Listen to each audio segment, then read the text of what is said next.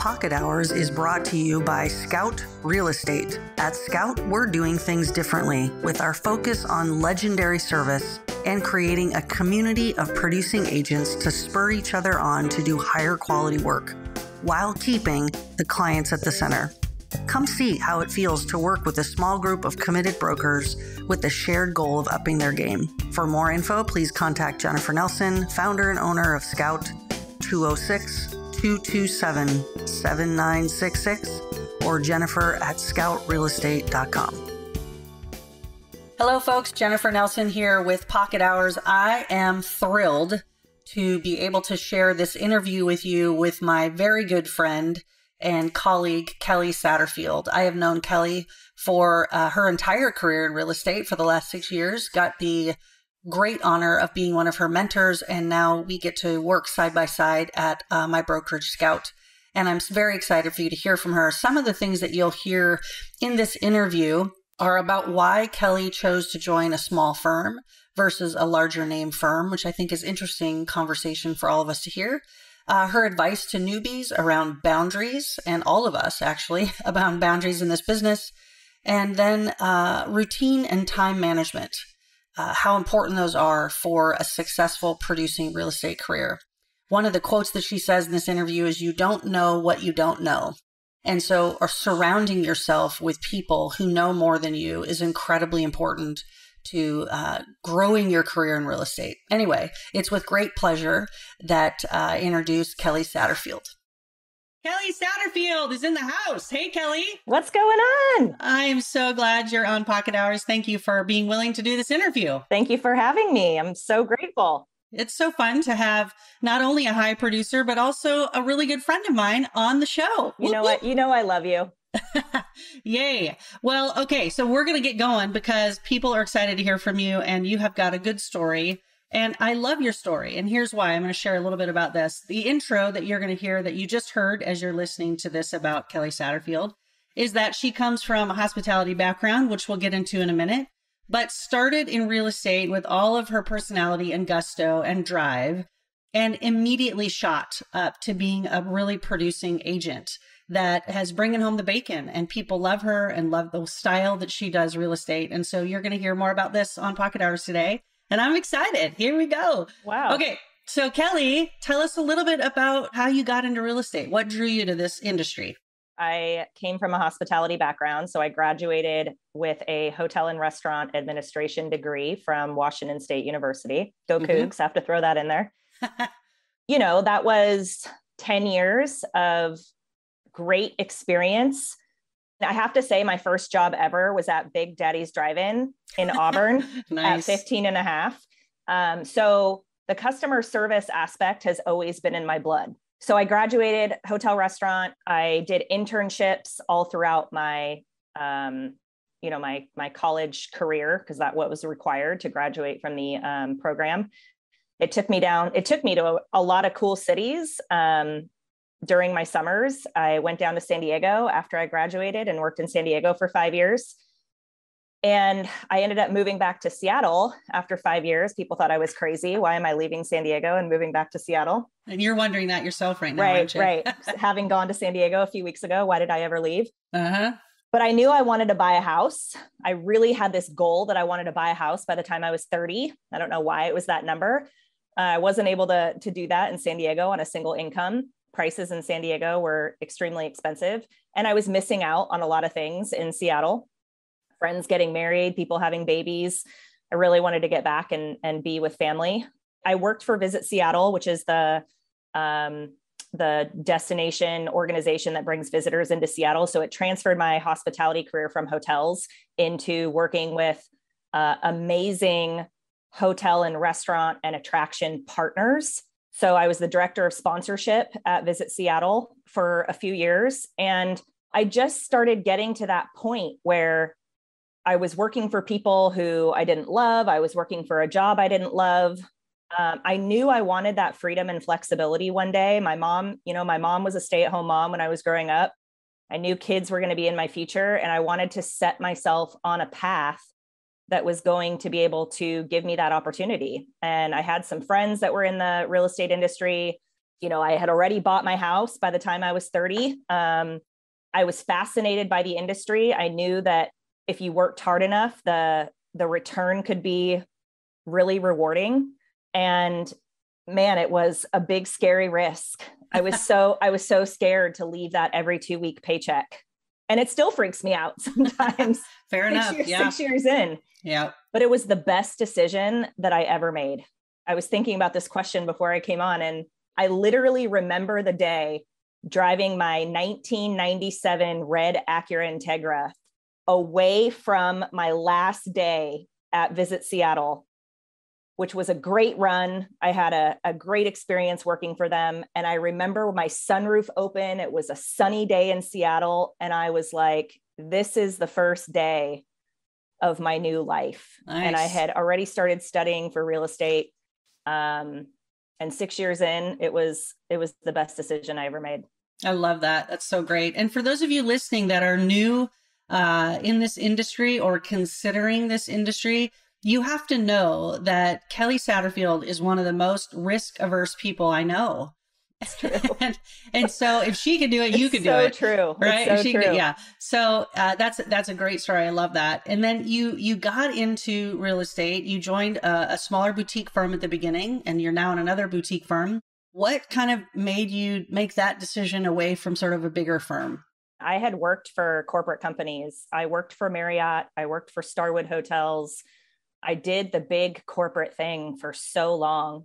I wanted something that was, I guess it sounds kind of cliche, but like family oriented. I didn't want to be a number. And I did my research. I interviewed with, I say interview loosely, but I met with, several different people that I knew at different firms. And the answers that I was getting on, I don't know what I'm doing. Where do I start? What do I do 90 days from now? What am I going to be doing a year from now? Who's going to be helping me? And the answers that I was getting were, well, you just, you kind of figure it out. Get on out there. Yeah. That's not good enough. That was not good enough. Yes. I actually came across, one of the people from my previous firm in a networking group that I was a part of. I was in that networking group for another small business that I was working at the time, and met with everyone that owned the firm, and it just clicked. And, I'll never forget that it was a conversation of, these are the people that we just want to have beers with. The people that work here are the people that we just want to have beers with. And those were my people. Those were my people for a long time. And I would have never known the things that I needed to do on a daily basis to produce my income in a different scenario, maybe at a different firm. So it was a great choice. Awesome. So just more of the direct training, direct. Yeah, mentoring. absolutely. Got it. You don't know what you don't know in this industry. And if you don't have someone or something helping you figure that out at the very beginning, you're in for a rude awakening. Yes. Yep. It's not this business is not for the faint of heart, and it's not absolutely for everyone. not. Yeah. Absolutely not. That's awesome. So switching gears for a little bit, tell us about you, your family. I know you have a puppy on the way here. Tell us a little bit about you and your family. How crazy am I? I don't know. I don't know. Pretty crazy. I know. So I am a wife. My husband, Aaron, we've been married since 2017. We have 2 kids. My stepson, Jonah, is almost 12. And I have a little toddler, Aiden, who's going to be 4. I almost said 3. 4 in September. So life with these 2 boys, it's just me and my 11-year-old yellow lab Sadie that are holding down the female front in the house. But it's I am a wife, I am a mom, I'm a stepmom, I am a real estate agent. We live in White Center. We just bought our house at almost the start of a global pandemic, which I look back now and thought that's a little crazy. But I'm real estate by day and mom and wife by night. Yeah, exactly. We're going to get into it, and it might be a nice segue. All the producers that I've talked to, one of the questions I ask them is, how do you balance the duties that you have in your life, right? You are a mother, you are a wife, you're a daughter, right? You're a sister, you're many things, you're a friend. And then you're also a real estate agent, and your clients have needs, and they're immediate most of the time, right? Especially to them, always Yeah. immediate to them. Yeah. And I'm sure your almost 4-year-old feels pretty immediate most of the time too. And maybe your husband on a bad day, we don't know. So how do you balance the work-life stuff? Oh my gosh, 6 years in and I'm still trying to figure that out. Yeah. I think time management is really important. I thrive in routine and in structure. Yeah. That is who I am. I wouldn't say that I'm necessarily type A, but the routine and the structure is what keeps me grounded and what keeps me on course. So, when I'm getting myself ready and waking up early in the morning to, write my affirmations and gratitudes and then check my emails before the kids wake up, then it's go time with packing lunches and dividing and conquering with my husband on taking kids to school. But the time management aspect is, I'd say I wish I had it mastered on a daily basis. I don't, for sure, but I try my best to stay on track. I have my Ninja income producing checklist that I try to complete and make sure I'm doing every single day. But I think those are the biggest things. Communicating with my husband. He works, I'd say in the field job. So he's not a remote stay-at-home worker. So a lot of the things at home fall on me, and we're adopting a puppy in a month. I don't know what I'm doing, but but you're doing it. We'll find a new routine. That's right. That's right. I love that you just said routine and time management. I think a lot of people get into real estate sort of thinking I can make a bunch of money and I don't work very much. And so yeehaw, here I go. And it turns out that's just not true. Yeah. And that in fact, a lot of realtors, I think, are flailing to find that routine and time management because there's no one that's going to push them into it, right? There's no boss. There's no 9 to 5. It's literally on you to create what you want to create in this business. And that routine is super important. By the way, you referenced something, listeners, I want you to know. She talked about Ninja. And so the Ninja selling system is from a company called The Group in Fort Collins, Colorado. Highly, highly recommend. I'm going to let Kelly talk about it in just a second too. But if you have not gone through their training, the Ninja selling training, I would really, really encourage you to do that. That is foundational. It was foundational for me many, many years ago. And I continue to teach it at my brokerage at Scout Real Estate. So Kelly, talk to us a little bit about Ninja for you.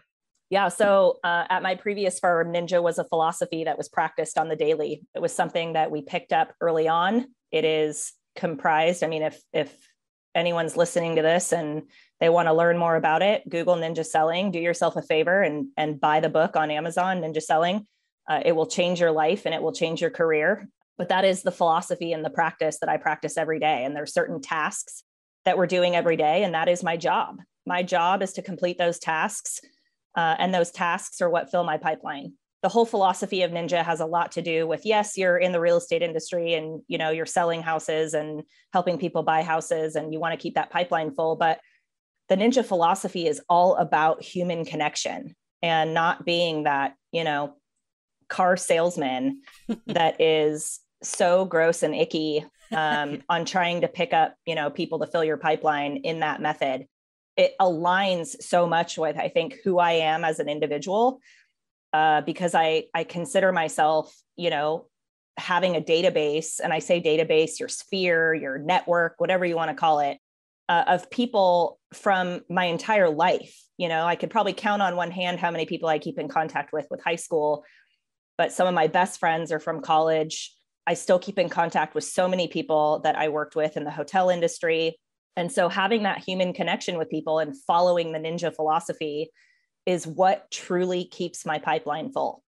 I went to the training in Fort Collins with about 9 other brokers from my previous firm, which was a hoot, so much fun.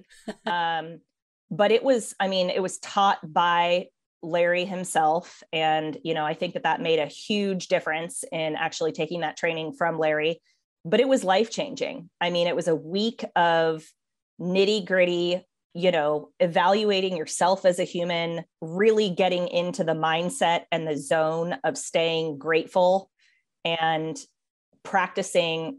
I remember writing a letter to my husband who I still have that letter about his support and what it means to me to, just a lot of touchy-feely things. And at the end of the week, we're graduating and Larry's handing us our graduation certificate and people are crying in the room. It was a really impactful week of great training. So yep. It's called an immersion for a reason. And for those of you that are sort of naysaying, this sounds like a cult and I don't feel like crying about my business, trust me, it's worth every penny. I've done a lot of trainings in my 20 years, and that's the best one I've ever done. So check it out, Ninja Selling. Agreed. Okay, so Kelly, give us a quick story off the top of your head of something weird or strange or funny that you've encountered in your 6 years of doing real estate. Oh gosh, there's too many to name. I have to say that I had these questions ahead of time, so I had to think a little bit. But during COVID, within the last few years, I had a client who, bless her heart, she was buying her first house on her own. And just the neighborhoods and the houses that we were looking at, there always seemed to be a murder basement. And it got to the point in the first few houses were like, ugh, like you go in first. No, you go in first. Yeah. And my assistant would be showing her some houses too. And we all just, the three of us, all just like, it was like this inside joke with the three of us that is this house going to have a murder basement? And nice. It was one of those things where we've seen many crazy things in houses, but I don't know what it was about the search for her criteria that always led us to a house that had the creepiest basements that we're like, if the top floor is not cutting it, we're not even going to open the basement door. It's not even going to happen. That's where you feign a phone call and you're like, why don't you all go check out the basement? I'm going to take this call. Let me know what you think. Or you're calling your best friend to say, if you don't hear from me in 10 minutes, I'm touring a house and I'm walking into a murder basement right now. That's right. I'm cut up in a million pieces. Yeah. Pocket Hours is brought to you by Scout Real Estate. Hi, I'm Jennifer Nelson, owner at Scout Real Estate. I started this firm with the vision of doing things differently, with our focus on legendary service for our clients and creating a community of producing agents to spur each other to do higher quality work. If you are interested in learning more about how a small group of like-minded brokers have come together to have some fun while doing a lot of business, reach out to me, 206-227-7966, or email jennifer@scoutrealestate.com. I promise you this, fun is a high priority for me, but so is winning. So if you appreciate those two things, you might be interested in Scout. Looking forward to hearing from you. Yeah, there's so many interesting things happen to us in our business, and how can we even remember all of them, right? Every day is an adventure in real estate. It's true. Okay, so I want you to talk to our listeners right now who are brand new or have been in the first couple years of doing real estate. And they're listening to this call and sort of wondering if you could go back in time and give yourself advice from what you know now. And I think you've hit on a couple things about structure, routine, and ninja. But is there anything else that you would say to a newbie listening to this call? I think establishing boundaries early on is so important. I was thinking that I needed to be all things to everyone all the time. And mind you, I didn't have a toddler when I first started. I was newly married. So as far as personal commitments go, my time wasn't as occupied back then as it is now. So I thought that I could be all things to everyone all the time. Yeah. If someone's calling me at 10 o'clock, if someone needs to see a house at whatever time, like it was never a thing where I said no. And I look back now and I'm like, I would have had a whole lot more time of not wasting time with people who were not serious, or it just impeded on my own personal time, where my husband's like, really, do you really have to do that right now? Dinner is being made and I'm taking phone calls during dinner time. And 6 years in now, I'm like, no, there are sacred times, planning my days as such. If I have time in the morning to work out, you're scheduling that as your own personal time. So I think being able to set boundaries and, say no to people is a really big deal, because this is a 24-hour a day, 7-day a week business. having to set your limits and set your boundaries on your time is really important. When you're first starting out, you want to grab every piece of business that you possibly can because that's a paycheck. Mm-hmm. I can remember these particular clients and this particular house that I showed them. And I was going, we learn about the buyer agency agreement early on in our career. It was something that was taught to me early on. And it's something that's, part of Ninja. But these clients did not want to sit down with me for a buyer agency and a buyer consultation call. And that's something that I hold firm to with every single new buyer of mine. So I think saying no and explaining to them why it was so important and why it benefits them to sit down for a buyer consult was one of the steps that I took. And at the end of the day, they ended up telling me, we only need an agent just to open up doors for me. Yeah. And it took for me to have conversations with people at my previous firm to say, I haven't had a paycheck. Like I need money.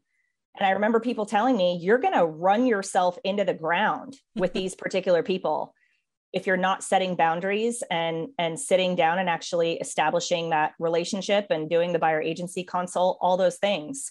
So when you're early on in your career, being able to protect your time by doing a buyer consult, by having buyers sign your buyer agency agreement, because the ones that are not willing to do that will be the biggest pain in the ass clients that you have. No doubt. I think that that's so important. And I talk about routine and structure as well, but this business is difficult and it has its ups and downs. But through those ups and downs, I think just trying to stay on course. And I operated in a mindset of scarcity for my first few years in the business because I didn't know any differently.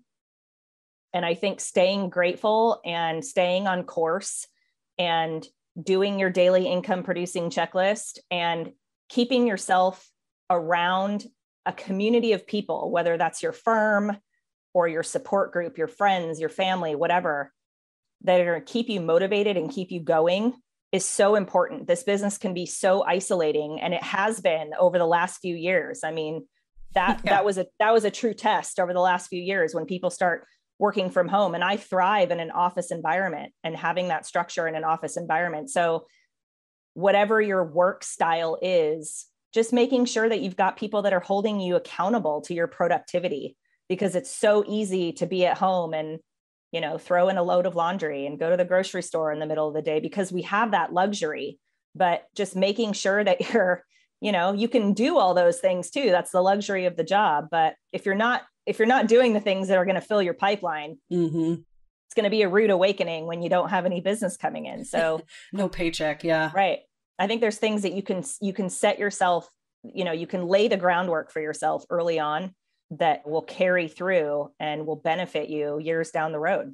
I had the privilege of being one of Kelly's mentors from the beginning. So I've been able to watch your career from day one to now. And I also have the privilege now of working in the same office with Kelly and at Scout. And she's referenced a couple things that if you're listening in and you don't know what she's talking about, income producing checklist and gratitudes and sort of these sort of practices, please reach out to Kelly or myself. Happy to share any and all the resources that we have that we use as a daily practice to help produce what kind of production that Kelly has. Speaking of, Kelly, now I want you to speak just for a minute to those who say, I've been doing this for 10, 5, 8 years, and I've sort of stayed at the same level for a while. And I know for you, you started off and had some success early on, but then there was a turning point where you started to really make some money and started to really, it changed. You became a producer, at what I call a producer. What do you think made the difference? I think I became a lot more consistent in what I was doing on a daily basis. I know that not everyone, and I certainly didn't early on in my career in the first few years, have the funds and the financial capability to invest a little bit more in my business. And that's really what I've done in the last few years. I hired an assistant a couple of years ago, which was game changing for me. It allowed me to dedicate a lot of my time to trying to continue to build my pipeline helped me a lot with just time management of allocating and delegating certain things that I just didn't have the bandwidth to do. That was a huge game changer. I started just doing more marketing focused things on my business. I think that allowed me to stay more front of mind with the people that are seeing me on social media and my own personal network. And really, I got a lot of these ideas from other top producing agents. So I think that when you kind of get to a standstill, or you're thinking, gosh, how am I going to be able to level up my business? Because it has seemed so static for so long. Reaching out, listening to these podcasts, for crying out loud, right? Listening to these producers who I have so much respect for, so many people that have been interviewed, that figuring out what they're doing. If there are people in the business that are doing it better and doing more than you, what are they doing? And ride on their coattails. I mean, I will say at the very beginning, I was riding on your coattails I still am 6 years in. Yeah. But, I think you've got to change it up. You've got to figure out what's working and what's not working, and implement things that could work. Trial and error too there's a lot of trial and error in it too. I wanted to say it just because some of you listening might say, was that planned? And no, that was not planned. But I thought it was an amazing commercial, if we can say, right? Just as genuine and authentic as that was, to say her advice to you is to surround yourself with people that are doing it better than you. Absolutely. And one of the ways to do that is to tune into this podcast on the regular, to be hearing from lots of different voices, lots of different producers on what they're doing that's helped them be productive. So thanks for the free commercial there, Kelly. I appreciate it. Well, and it's funny that you say that, because I was, I've been looking at these questions, and, I feel so honored to be on this. But when I see the other people that are on this list of being interviewed, I'm like, man, I aspire to be like a lot of these other people. So you better believe that I'm going to be listening to all these other podcasts and taking notes on what these people are doing and what's changing their business, and maybe what I can implement. So not a commercial. It's just the fact of the matter that these are people that have been doing it a lot longer than I have, and who I have a whole heck of a lot of respect for. That's great. That's great. Okay, we're going to switch gears for a minute. I know this is the least favorite question from the people I've interviewed so far, but if you had a crystal ball, which none of us do, but we're required to daily answer this question, I think, from our clients, what would you say the next 12 months will look like in the real estate world? Well, I mean, you've been living under a rock if you haven't seen what interest rates are doing, right? So I think that a lot of buyers that were in the market to buy a house, I think some of them have gotten a little freaked out about interest rates. Their buying power is certainly different. So people that were looking at $800,000 houses with interest rates going up are now looking at $650,000 houses or $700,000 houses. So the pool of buyers has, I think, dramatically changed with who can afford what. I don't know what's going to happen with interest rates over the next 12 months, but it was probably inevitable that they were going to go up at some point. But I still think, in the last 48 hours, I've had a couple of, experiences with writing an offer and not getting it, and doing a final walkthrough with buyers who are like, we feel like we got a deal on this house in the last couple of weeks.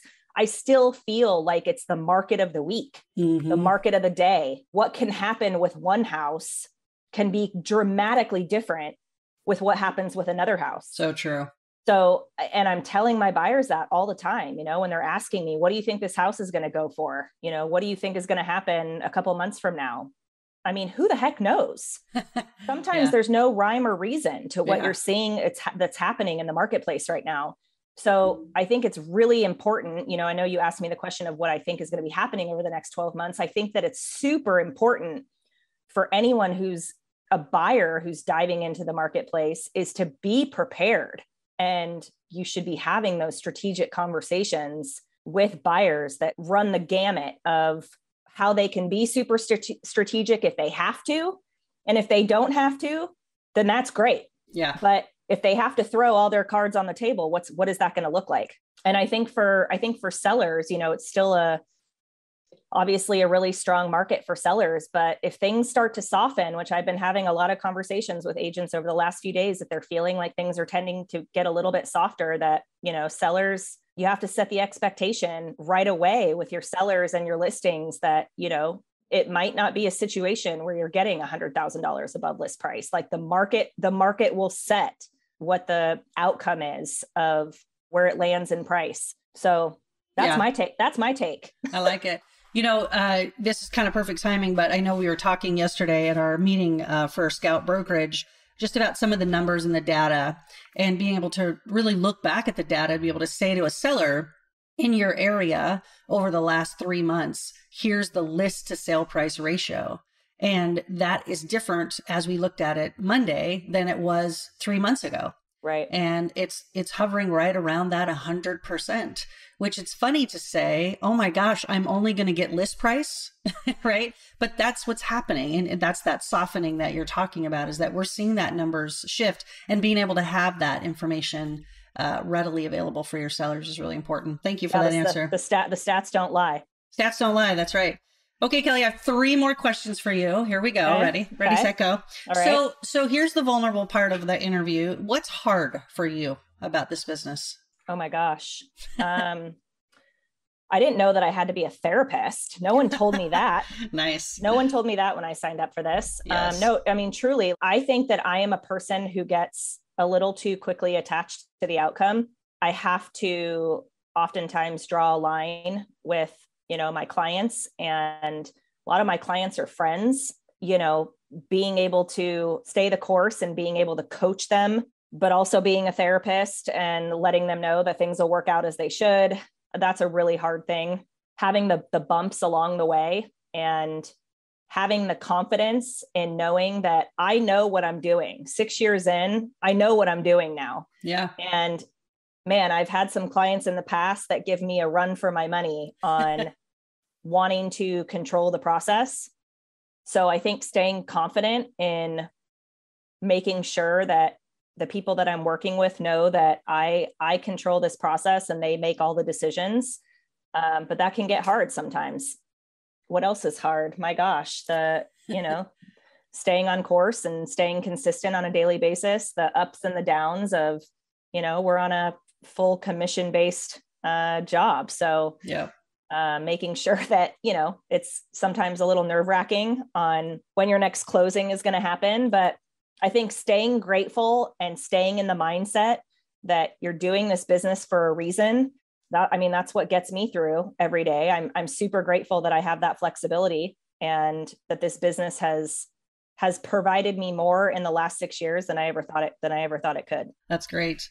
I'm going to throw you a little bit of a question you did not have on what I sent you. So yeah, here you go. Gosh. Okay. So in the multiple offer environment that we are still in, mm-hmm. We have buyers that offer on things and don't get it every time, right? Mm-hmm. What are just a few things that you say to a buyer when you call them to say you didn't get it? How are you consoling them? How are you directing them? How are you leading them through the process of losing a multiple offer? You really threw me for a curveball on this one. Sorry. Well, I think the conversation is different with everyone, right? Okay. Because some buyers get attached a lot more than others. Some buyers are just a lot more matter of fact, where they're like, okay, we didn't get this house, and moving on to the next. But I think the buyers that get very emotionally attached, I think sort of being a sounding board for them, rather than me just talking and using so many words to them, mm-hmm. asking them how they're feeling, asking them what questions they have. Do they feel good about what they put forward? We have this conversation all the time with my buyers. I have this conversation all the time about if you're going to escalate, if you're going to offer, you have to be able to, at the end of the day and the next morning, when you find out you either got this house, that, you're going to be able to sleep at night based on what you pay for it. Right. So if they lose and they put all the cards in, we have that conversation to say, this was your walk away. Like, yeah. It's okay, because we talked about this ahead of time. Nice. That if you would have gone any higher, you would have not been able to sleep at night. Yep. Right. Mm-hmm. So this was not meant to be. Mm-hmm. And I truly believe that everything happens for a reason. And so many times when I have buyers that actually close on, whatever offer it was on their house, they're like, man, if we would have got that house that we offered on the second offer, like that was not the house for us. And I'll tell that story to other people to say it'll truly happen when it's meant to happen. Nice. And it's hard now, but we'll just put our head down. You can mourn a little bit over this house. It's okay. Yeah. But then we'll get back and pound the pavement and keep searching. That's great. I think one of the things that I'm glad that Kelly hit on that I knew she was going to, so this was sort of a trick question, and thank you, Kelly, for answering that, was that there's expectation management that's happening from the get-go. So the buyer consultation that she talks about having, again, if you don't do that, either one of us would be happy to talk through that process that we use. That is where that conversation starts to say, we are in a multiple offer environment, right? And here's some things that could happen. Right. And so managing those expectations early. And then, like you said, sort of asking the questions. Hey, how are you doing? Because we could be tripping over ourselves trying to console someone. And turns out they're like, yeah, it wasn't the house for us. Right. And here we are spending all this time trying to make sure they feel okay when they're already over it. I mean, I've had a client sending me listings, right? The second after I tell them they didn't get it, they're like, yep, moving on. Okay. Same. And then there's others that really need to mourn it for like a week. Like, hey, we're going to take a break and we don't think we want to buy a house anymore. And you just let them go through whatever process they need to go through. So absolutely. But it starts with that expectation setting. That's great. Thank you. So Kelly, as part of the Ninja process that we always ask the question, what else? Mm-hmm. So I'm going to ask you the question, what else do you want the listeners to know, or what else other things you could say at the end of this interview to anyone listening about you, about real estate, about anything? I know it's wide open. But if there's anything else you want to add, this is the time. Someone said something to me several years ago that struck a chord with me. And everything that I said today is really based on my own personal experience and my own journey over the last 6 years. But someone told me several years ago that if you treat this job like a job, it will pay like a full-time job. If you treat it like a hobby, it's going to pay like a hobby. Yeah.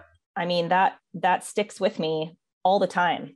And it's a grind. This job is a grind, but if you do it right and you stay the course and you treat it like a job, it will reward you in so many ways. It will reward you not only financially, but it will reward you with amazing relationships and new friends and an amazing support system in the industry. Mm-hmm. So I guess those are my parting words. I like it. I like it a lot. And Kelly's heard me say this a million times, and you're going to hear it a lot on this podcast. And the question that we're going to end with is, would you hire you? Would you hire you? And answering that question as a broker every day, would I hire me to list a house or to help me buy a house? And that goes to show, are you working hard? Are you invested? Are you learning? And if the answer is yes, then you're doing the right things. If you know in your heart of hearts that you would never hire yourself because you're sitting watching Netflix all day, well, there's your answer, right? There's your answer. Kelly, this has been super fun. Thank you so much for your time. I know you're busy with all the things, and I just appreciate your wisdom, your experience, and your willingness to share it. So thanks for being on the show. Yeah. Very honored. Thanks, Jen. Thank you so much for listening into Pocket Hours. I hope this has been interesting, fun, made you laugh, made you think, spurred you on to do and implement some new things in your business. I appreciate your time and hope this has been a good use of it, period.